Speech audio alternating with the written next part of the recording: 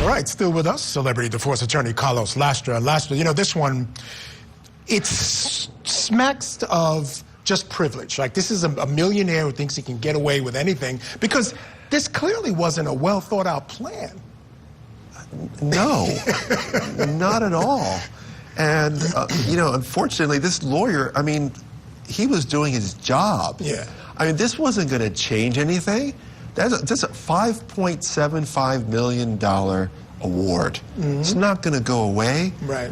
And frankly, well, that's why I say it just smacks of privilege, because he's a guy who used to having his way. This didn't go his way. He was getting tired of it. And it seems like this is how he decided to deal with it. He had dealt with something else the same way, because that's how he even got involved in that particular lawsuit. Somebody was on his property. I guess he thought this homeless person was stealing from him and shot him. Yeah, in fact, what the issues were in that particular case is that this homeless person was collecting copper, is what the allegations are. And he said he was doing that, he was stealing from him. And so, kind of akin to my earlier comments, this is like outlaw justice. Yes. That's not what we do in this country. Yeah. And so he had his opportunity to be heard. He should let the process play out. If he doesn't like it, he can appeal.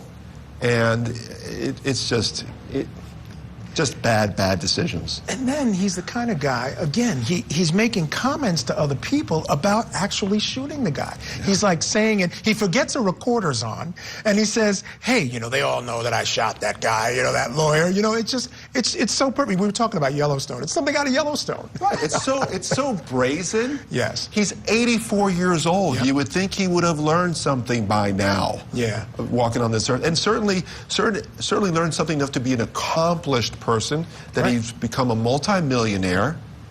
It's just a waste. Yeah, it's a waste. And you know, and learn enough to, if you're going to do this, think the plan out. He uses a van that has, you know, markings on it that it's easily identifiable, doesn't even try to hide that. Again, he says things to other people that implicates him in this. He uses a caliber of gun that's very rare, and then he's in possession of that caliber gun and caliber bullets. I mean, I see it as an easy case for the state. Any thoughts on a defense? Well, yeah, and you were actually trying to make some of these defenses. These are some of the arguments a defense lawyer might make if those facts were different.